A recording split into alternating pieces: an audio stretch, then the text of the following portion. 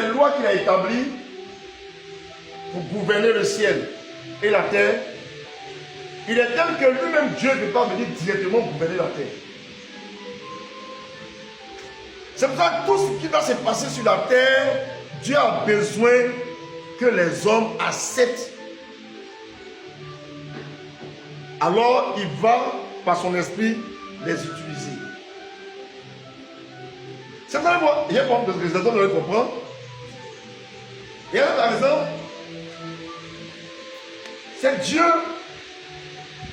qui a créé Adam et Ève. Mais les amis, où? Sur la terre. Dieu, il voit tout. Il sait tout. Mais pourquoi quand le serpent venait pour tromper Ève, pourquoi Dieu n'a pas empêché ça? Parce que c'est ça que beaucoup ne comprennent pas. Dieu peut tout faire, mais Dieu ne fait pas tout. Amen. Parce que sur la terre, il a établi une règle. Il dit, sur la terre, là, il veut que ce soit l'homme qui gère. Il veut que ce soit l'homme qui gouverne. C'est écrit dans Somme 115, verset 16. Les cieux sont les œuvres de l'éternel, la terre est donnée à l'homme et à sa postérité. C'est-à-dire que Dieu veut que sur la terre, l'homme soit son représentant légal pour agir. Parce que lui, en tant qu'esprit, il n'a pas le droit de venir directement sur la terre. Alléluia. Quand vous allez comprendre ça, vous allez comprendre que c'est pourquoi, même dans la vie, tu vas te protéger, mais il faut que toi-même tu veilles sur toi. La Bible dit veille sur toi-même. Il y a des choses que tu vas faire pourquoi? Il peut le faire, mais il ne va pas faire parce que si il veut le faire, il va outrepasser les règles qu'il a fixées. Amen. Je reprends cette partie-là. C'est Dieu qui initie le réveil, mais Dieu a besoin toujours de quelqu'un. Il cherche quelqu'un. Il veut une personne qui se dispose. Il veut un peuple qui se dispose. Sinon, s'il n'y a personne qui s'intéresse, il ne va pas faire. Jusqu'à ce qu'il y ait à une époque donnée un homme et des personnes qui comprennent, alors il va les utiliser. Sinon, il ne va pas faire.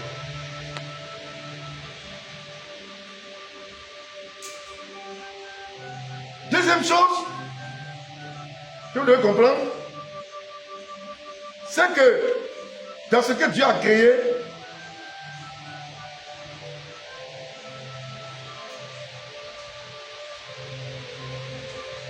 plus dans la gestion de la terre directement. Et Dieu ne se mêle pas directement dans la gestion de la terre. Il a confié cette gestion-là qui à l'homme. Troisième chose, tout esprit qui n'est pas dans un corps de l'homme est illégal sur la terre.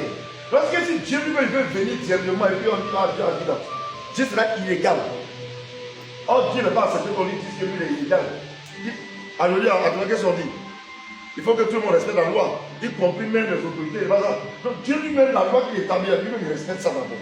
Avant de demander aux hommes. Donc lui-même, les lois qu'il a établies dans son royaume, c'est que tout esprit qui n'habite pas un corps n'a pas le droit légal d'être sur la terre. C'est pour ça que le diable, qui n'a pas le droit légal d'être sur la terre, il a bien de posséder les gens.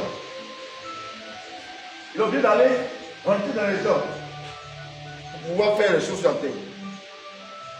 Donc ça veut dire quoi? Si les hommes comprenaient ça, si tous les hommes refusent que le diable entre en eux là, le diable ne peut plus agir sur la terre. Il ne peut plus agir. Parce qu'il ne peut pas faire quelque chose. C'est pourquoi quand il est venu là, il a voulu quoi? Le diable fait passer ses idées et a voulu utiliser quoi? Ève. Alléluia. Donc, la leçon que tu dois tirer aujourd'hui, c'est que faut refuser que le diable t'utilise pour faire ce qu'il veut faire sur la terre. Alléluia.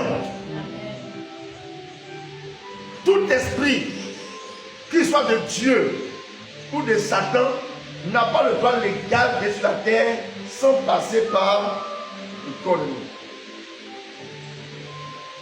Alléluia. Ça, je mets ça dans un de mes livres que j'ai écrit, comment influencer la terre par la culture.